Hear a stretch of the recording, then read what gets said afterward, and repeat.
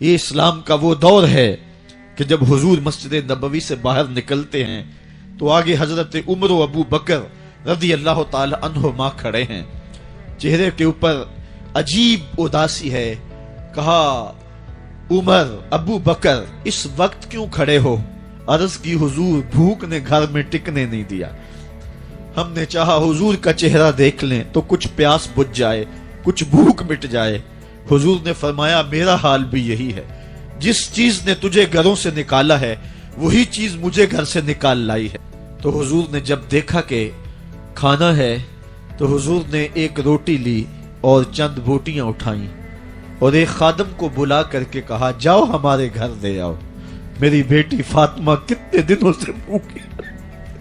ہمیں تو وہ کہانی بھی اسلام کی غربت کی یاد آتی ہے کہ جب احد کے اندر 70 شہیدوں کے لاشیں پڑے ہوئے ہیں تو حضرت صفیہ حضور کی پھپھی اپنے بھائی حمزہ کے لیے 2 چادریں لے کر کے کفن کی آتی ہے.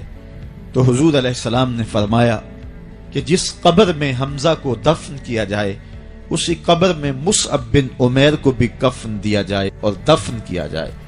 اور کہا میرے چچا کے لیے اس کی جو بہن میری پھپھو جو 2 چادریں لے آئی ہے، کہا ایک چادر ہم مصعب بن عمیر کو دیں گے. یہ مصعب بن عمیر کون ہے؟ تاریخ پڑھو، کتنی دل آویز تاریخ ہے.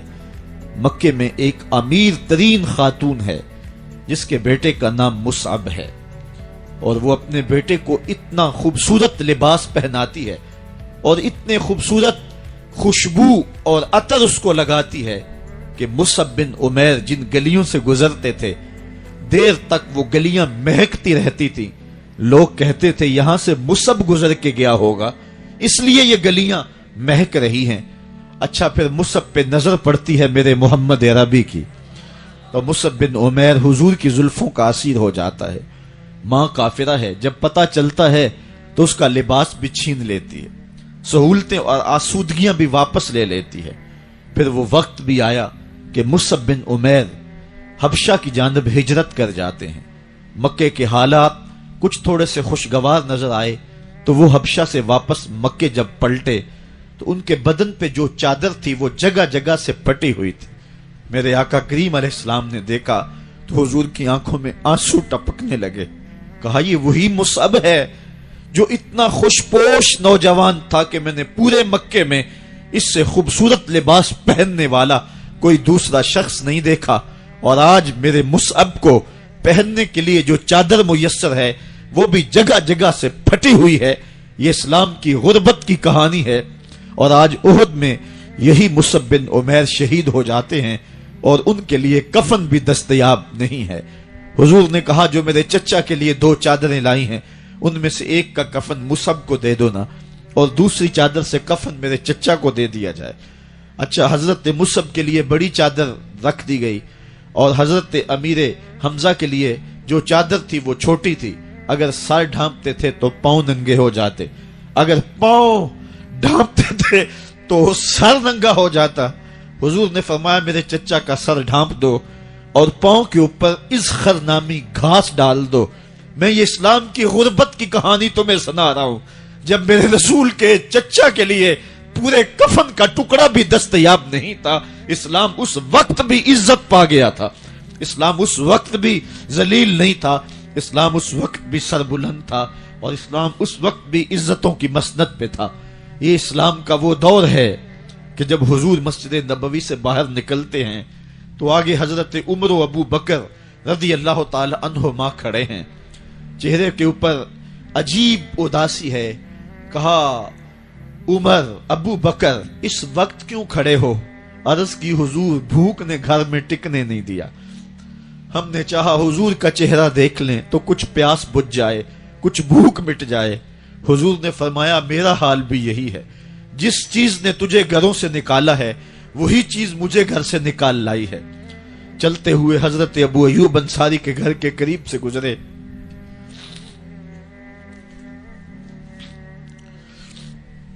حضور کی خوشبو پا کے وہ باہر آ گئے. عرض کی بندہ نواز آج میرے مہمان نہیں بنتے؟ حضور نے کہا تمہاری مرضی. گھر لے گئے، چٹائی بچھائی، حضور کو بٹھایا.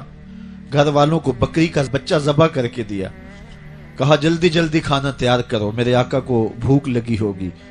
یہ کہہ کے واپس آئے، حضور کے پاس بیٹھے، نظر چہرے پہ پڑی تو گھبرا گئے۔ نکاحت کے آثار اتنے واضح تھے کہ سمجھ آ رہی تھی کتنے دنوں سے حضور نے کچھ نہیں کھایا۔ اٹھ کے باغ میں چلے گئے، کھجوروں کا خوشہ توڑا، حضور کے سامنے رکھا، کہا بندہ نواز جب تک کھانا تیار نہیں ہوتا یہ کھجوریں تناول فرمائیں۔ تھوڑی دیر کے بعد کھانا دسترخوان پہ لگ گیا، حضور سے عرض کی گئی حضور آئیں کھانا تناول کر لیں۔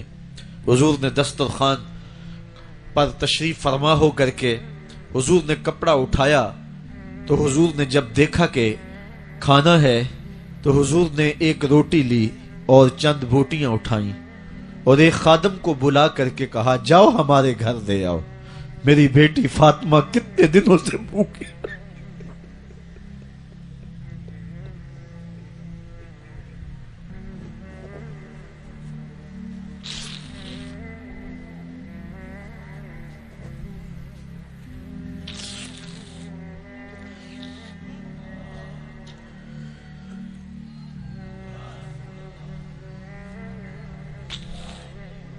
کہا جاؤ ہمارے گھر دے آؤ، میری فاطمہ کتنے دنوں سے بھوکی بیٹھی ہوئی ہے۔ مال کے کونین ہیں گو پاس کچھ رکھتے نہیں، دو جہاں کی نعمتیں ہیں ان کے خالی ہاتھ میں۔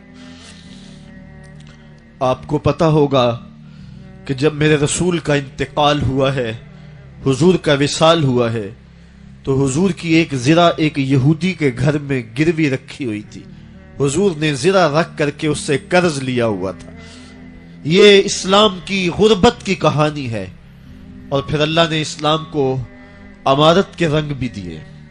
آؤ تمہیں کہانی سناؤں، حضرت عدی بن حاتم روایت کرتے ہیں، صحیح بخاری میں روایت ہے۔ یہ حاتم تائی کے بیٹے ہیں، کہتے ہیں میں حضور کی خدمت میں حاضر ہوا، ایک شخص آیا کہنے لگا حضور غربت نے میرا برا حال کر دیا ہے، اور اس نے شکایت کی غربت کی، پسماندگی کی اور اپنی معاشی بدحالی کی۔ پھر ایک شخص آیا کہنے لگا حضور میرے پاس دولت تو ہے لیکن میں نے جس منزل پہ جانا